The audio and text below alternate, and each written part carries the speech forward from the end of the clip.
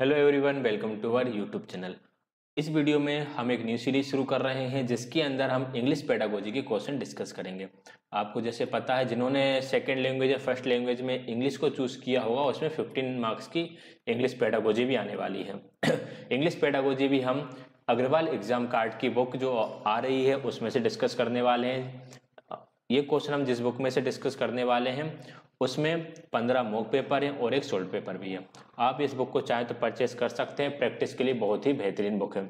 इसके साथ ही इनकी एक बुक और आती है जिसमें कंप्लीट स्टडी मटेरियल होता है, टॉपिक वाइज सब कुछ दे रखा है। आप चाहें तो वे बुक भी परचेस कर सकते हैं, अन्यथा ये वाली बुक प्रैक्टिस के लिए बहुत बढ़िया है जिसमें से हम क्वेश्चन डिस्कस करेंगे। क्वेश्चन डिस्कस करने के साथ ही आपको पता चल जाएगा कि किस प्रकार के क्वेश्चन यहाँ पर दिए हैं और हर एक क्वेश्चन का यहाँ पर बहुत बढ़िया तरीके से एक्सप्लेनेशन भी दे रखा है। हम क्वेश्चंस पर आ जाते हैं कि किस प्रकार के क्वेश्चन है। इंग्लिश के टोटल 30 क्वेश्चन आएंगे जिसमें से जो 15 क्वेश्चन है वो तो आपके उसमें पैसेज आता है, पैसेज के आंसर देना होगा। उसके अलावा जो 15 क्वेश्चन है जिसमें इंग्लिश पेडागोजी आएगी, हम उस इंग्लिश पेडागोजी को यहाँ पर समझने वाले हैं। स्टार्ट करते हैं क्वेश्चन नंबर 76 के साथ। 76 हमारा फर्स्ट क्वेश्चन रहेगा पेडागोजी का। Children come to school with the knowledge of one और मोर देन वन लैंग्वेज। बच्चे स्कूल आते हैं तब उनके पास एक या एक से अधिक भाषा का ज्ञान होता है। Knowledge of more than one language helps children in. अगर बच्चे के पास एक से अधिक भाषा का ज्ञान है तो यह अच्छा है या बुरा है, इस बारे में हमें बात करना है। तो एक मिनट थोड़ा। ऑप्शन नंबर फर्स्ट है learning other language and new subject with ease. ये हेल्प करेगा बच्चे को दूसरी लैंग्वेज और दूसरे सब्जेक्ट्स को आसानी से पढ़ने में। Understanding cross culture and custom of the nation, being sensitive and not mingling with other student, learning the script of those language to score high. High score के लिए हेल्प करेगा, ये तो गलत है। बच्चे को सेंसिटिव बनाएगा और दूसरे बच्चों से मिलने नहीं देगा, तो ये भी गलत है। क्रॉस कल्चर इसमें एक फैक्टर हो सकता है, लेकिन एक स्कूल में जहाँ तक है वहाँ के आसपास के बच्चे आते हैं तो क्रॉस कल्चर तो होगा ही नहीं। सबसे सही आंसर इसका ये रहेगा कि यदि बच्चा एक से ज़्यादा भाषा का ज्ञान घर से लेकर आता है तो इसे दूसरी भाषाओं को और अन्य सब्जेक्ट्स को सीखने में मदद मिलेगी। Right answer option number first रहेगा। नेक्स्ट क्वेश्चन रहेगा हमारा आज की क्लास का सेकंड क्वेश्चन।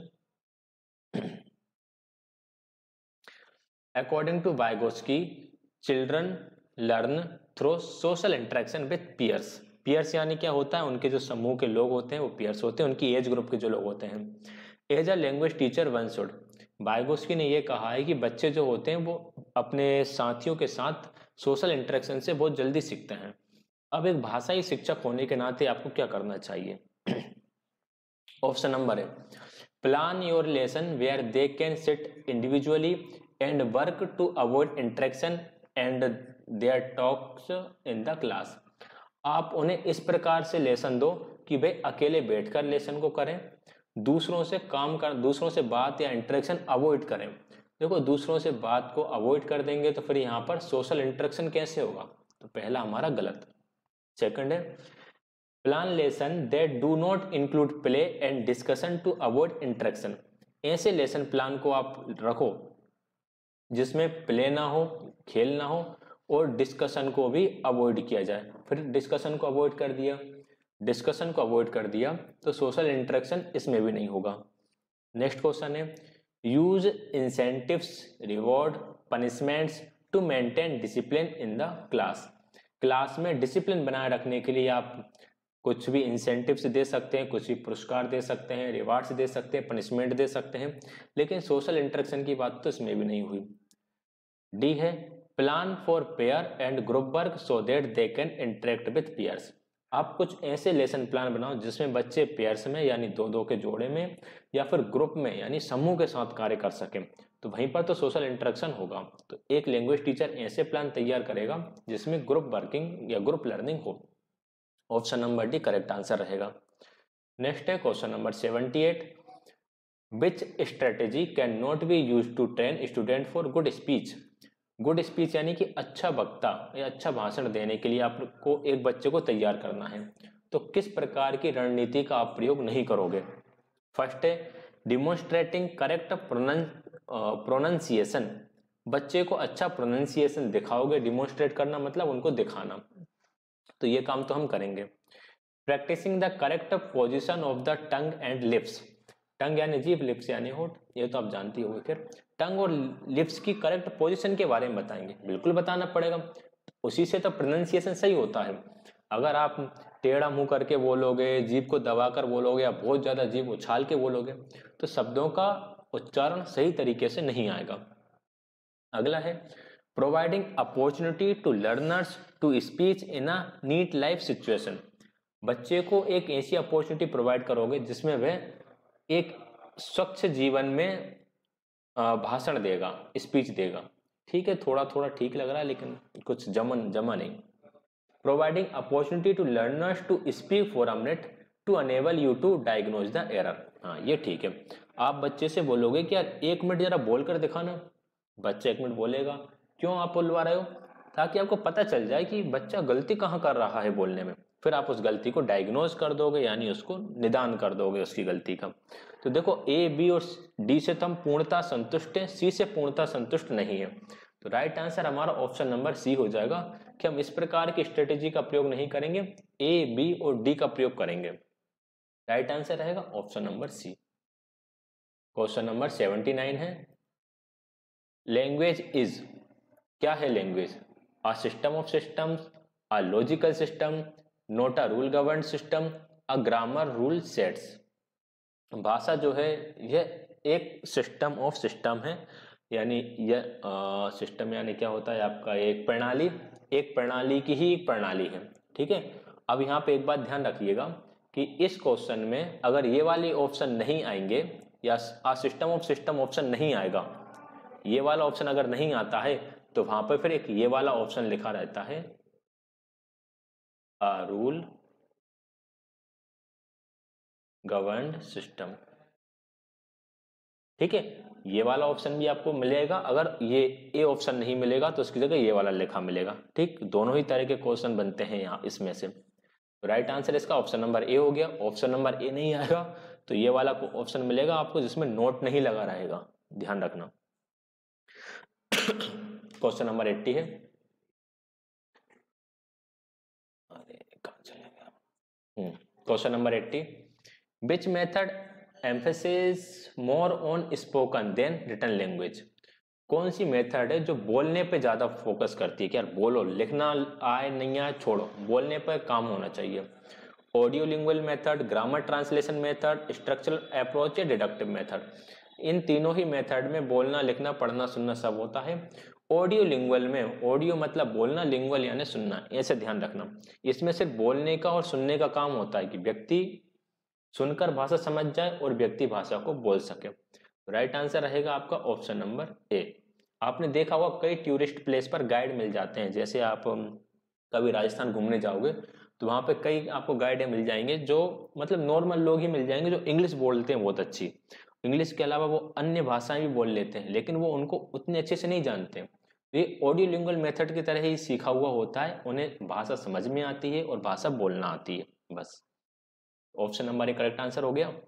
आगे बढ़ेंगे क्वेश्चन नंबर 81 की तरफ, इसके लिए थोड़ा छोटा करना पड़ेगा। Question number 81, order the following steps to represent a typical pedagogical sequence for teaching student how to write. बच्चे को आपको लिखना सिखाना है कि लिखते कैसे हैं, तो आप किस सीक्वेंस का प्रयोग करोगे? फर्स्ट है get student to write letters and numbers, आप उससे बोलोगे कि बेटा 1 लिखो, 4 लिखो, ए लिखो, एल लिखो। ठीक है, get student to write letters numbers 0, 8, BQ, आप उससे बोलोगे कि 0 लिखो, 8 लिखो, B लिखो, Q लिखो। और थर्ड में बोल रहा है आपने कि get student to read aloud and write any letter any number, अब आप उससे बोल रहे हो थर्ड ऑप्शन में कि कोई भी लेटर लिखो, कोई भी नंबर लिखो और उसको जोर से पढ़ो। देखो, बच्चे को लिखना सिखाने के लिए पहले हम ऐसे शब्दों का या ऐसे अक्षरों का प्रयोग करते हैं जिसमें कम से कम हाथ घुमाना पड़े जिसमें लकीरें खींचना ज़्यादा हो, जैसे कि आपने छोटी क्लासों की बच्चों की बुक देख रखा होगा, उसमें बस ये लिखा होता है कि सिर्फ इसी इसी को बनाओ, ऐसी ऐसी लाइनों वाली रहती है कि ऐसी ऐसी बच्चे लाइनें बनाना सीख जाए। ठीक है, तो हम पहले गोला और लाइन पर आते हैं। तो गोला और लाइन हमें दिख रहा है इसमें, 8 बच्चे, छोटे बच्चे ऐसे 8 बनाते हैं, ये गोला बना दिया, फिर ये गोला बना दिया। क्यों बनाना सीख जाएंगे, ये करा और फिर यहाँ से एक डंडी खींच दी। बी बनाना सीख जाएंगे, लाइन डंडी खींची और ये वाला, ये 2 आधे आधे गोले बना दिए। तो सबसे पहले तो आप उसको इस तरह के लेटर्स बनवाना सिखाओगे। इसके बाद यहाँ पर आओगे, क्योंकि एल में 3 लाइन, सॉरी ए में 3 लाइनें आ रही हैं और ये वाला 4 थोड़ा टफ पड़ता है बच्चों को। फिर हम जाएंगे इसकी तरफ और लास्ट में हम उससे बोलेंगे अब कोई भी लेटर लिखो। तो पहले सेकंड, फिर फर्स्ट और फिर third. Option number A correct answer. Question number 82, in Mister Praveen's class often students are expected to repeat after her miss Mrs है, मिस्टर नहीं है, तो Mrs Praveen is following, Mister ही होना चाहिए, प्रवीण है तो मिस्टर प्रवीण क्या फॉलो करेंगे। उन्होंने ये बोला है कि पहले मैं बोल रहा हूँ फिर आप बोलो, यही लिखा है, expected to repeat after her, after her है, मिसेस ही है, ये हर लिखा हुआ है। तो ये कौन सी मेथड रहेगी, repetition, drill method, conversation, competition या सब्स्टिट्यूशन। देखो उन्होंने खुद ही कहा है कि मेरे बाद रिपीट करो, तो ये मेथड हो जाएगी आपकी रिपीटेशन ड्रिल इन हर क्लास। आगे बढ़ेंगे नेक्स्ट क्वेश्चन की तरफ। क्वेश्चन नंबर है 83। ये इसमें बहुत बड़ी सिचुएशन दे रखी है। ठीक है, तो पहले हम सिचुएशन को पढ़ लेते हैं कि सिचुएशन क्या है। With the help of a pointer the teacher points 3 red pens two blue pencils lying on a table. एक टेबल पे 2 रेड पेन और 3 रेड पेन और 2 ब्लू पेन रखी। Pointing to 1 pencils he says this pencil is blue. He then points 2 pens and says these pens are red. He takes 1 pen in his hand and while putting 1 pencil in his pocket says I have 1 pen in my hand and I am now putting pencil in my pocket. The above illustration best describe which of the following approach teaching. कहानी आपको समझ में आ गई होगी। Teacher है, teacher के पास table पर 3 blue pen रखी, 3 रेड पेन रखी है और 2 ब्लू पेंसिल रखी है। उनकी तरफ पॉइंट आउट करता है और एक पेंसिल उठा के जेब में रख लेता है और एक पेन उठा के हाथ में रख लेता है। और अब बच्चों से कहता है कि एक पेंसिल मेरी जेब में है और एक पेन मेरे हाथ में है। ठीक है, ये क्या चीज़ है, सिचुएशनल अप्रोच है, कम्युनिकेटिव अप्रोच है, डिमोन्स्ट्रेशन अप्रोच है या फिर डायरेक्ट अप्रोच है। यहाँ पर शिक्षक ने बच्चों के सामने एक सिचुएशन रख दी है जिसमें कुछ पेंसिल टेबल पर रखी हुई है, कुछ पेंसिल उसके हाथ में है, कुछ जेब में है, तो इसे हम सिचुएशन अप्रोच कहेंगे। Option number A correct answer रहेगा। Question number 84, While going through the notebooks of class 3rd student, the language teacher noticed some errors and realized that कक्षा 3 की नोटबुक को जब टीचर चेक कर रहा होता है तो उसने देखा कि यार बच्चे कुछ गलतियां कर रहे हैं। तो क्या हो सकता है, children commits errors as they are careless. बच्चे गलतियां करते हैं क्योंकि वे केयरलेस होते हैं, लापरवाह होते हैं, तो ऐसा तो हम नहीं मानते। Children are committing and repeating errors because she is not punishing them for it. Teacher बच्चों को पनिशमेंट नहीं दे रही इसलिए बच्चे गलती कर रहे हैं, तो ऐसा भी नहीं मानते। Childrens error are natural and indicators of their learning. बच्चों की जो गलतियां हैं वे प्राकृतिक हैं और यह उनकी अधिगम की ओर इशारा करती हैं। ये बात थोड़ी सही लग रही। As a teacher she should ignore such errors as they are insignificant in learning. Insignificant लिखा हुआ है यहाँ पर, इनसिग्निफिकेंट मतलब इनकी कोई महत्वपूर्णता नहीं है। अगर यहाँ पर लिखा होता सिग्निफिकेंट तो ये ऑप्शन भी सही हो जाता। इनसिग्निफिकेंट के चक्कर में गलत हो गया। Right answer option number C रहेगा। ये जो एरर्स हैं वो नेचुरल हैं, बच्चे सीखेंगे तो गलतियां करेंगे ही। गलती कर रहा है बच्चा इसका मतलब है सीखने की कोशिश कर रहा है। नेक्स्ट है question number 85। A teacher notice that a child in her class is having difficulty in reading and comprehending language. This could be a symptom of एक बच्चा है जिसको रीडिंग में और भाषा को समझने में समस्या हो रही है, तो उसे क्या बीमारी रहेगी।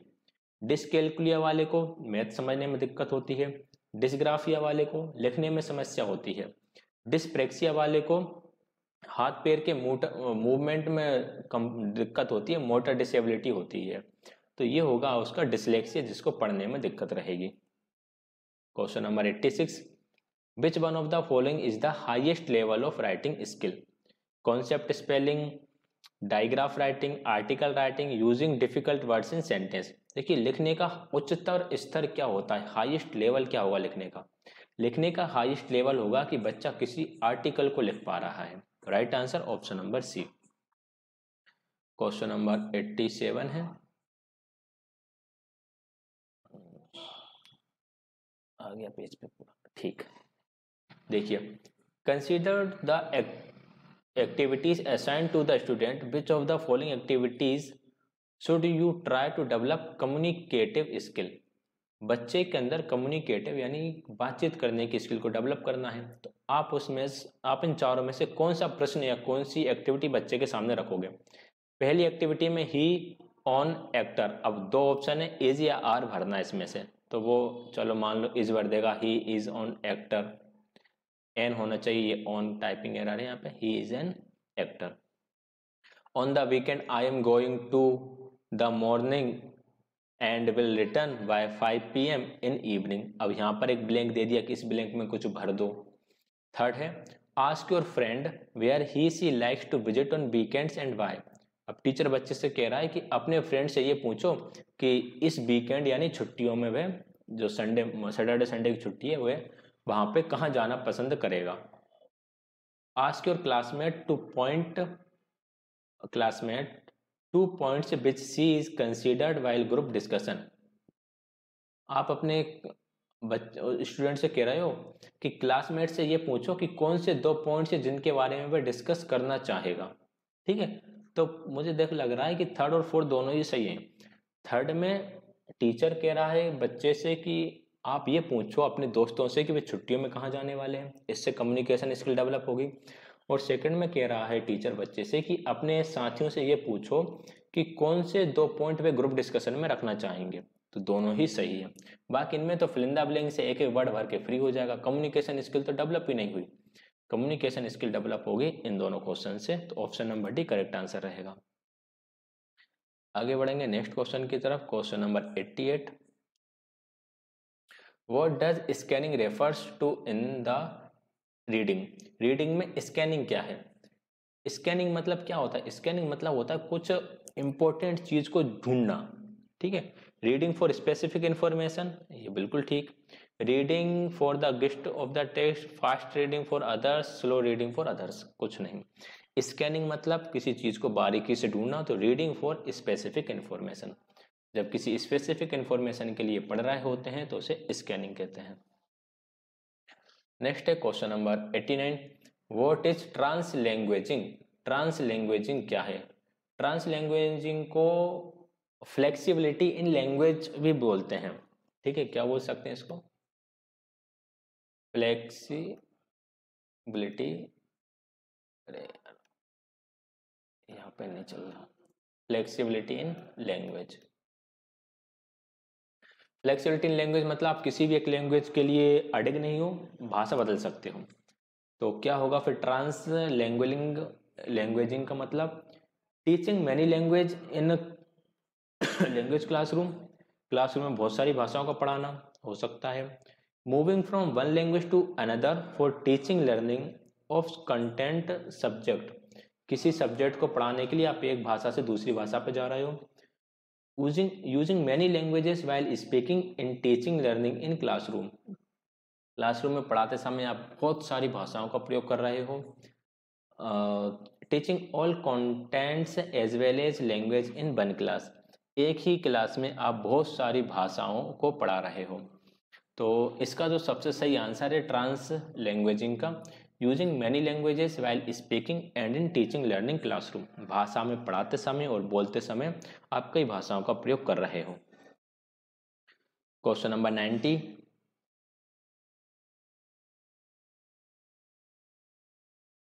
क्वेश्चन नंबर 90 है, अरे ये फिक्स नहीं हो रहा, एक minute. A language teacher while assessing learners at primary stage should focus on the most। Primary class का टीचर है, बच्चे को असेस करना चाहता है, उसका आकलन करना चाहता है, तो क्या करेगा? Formal weekly test and record them and report card. देखो प्राइमरी में एग्जाम होगा, टेस्ट होगा, इनका ज़्यादा रोल नहीं है, तो ये गलत है। Term end exam that help to declare pass और फेल, पास और फेल डिक्लेयर नहीं करना प्राइमरी लेवल पर। Using variety of ways to collect information about learners performance and sharing it with learners and their parents. बच्चे की performance के बारे में आप कई तरीकों से इंफॉर्मेशन जुटाओगे और इसके बारे में बच्चे को और उसके माता पिता को या पेरेंट्स को बताओगे। ये ठीक लग रहा है। Giving assignment followed by the class work and homework every day to bring variety and increase. ये कोई ढंग का तरीका नहीं है कि आप रोज बच्चे को होमवर्क पे होमवर्क दिए जा रहे हो। ऑप्शन नंबर सी सबसे सही तरीका रहेगा। तो ये हमने पेडागोजी के 15 क्वेश्चन डिस्कस करें इस मॉक टेस्ट में से। ऐसे ही हम और भी क्वेश्चन डिस्कस करेंगे। जब तक आपका एग्जाम है तब तक हम इतने क्वेश्चन डिस्कस कर लेंगे कि आपको एग्जाम में किसी प्रकार की समस्या नहीं होगी। वीडियो कैसी लगी कमेंट करके जरूर बताइएगा। कोई डाउट रहे तो उसके लिए भी आप कमेंट कर सकते हैं।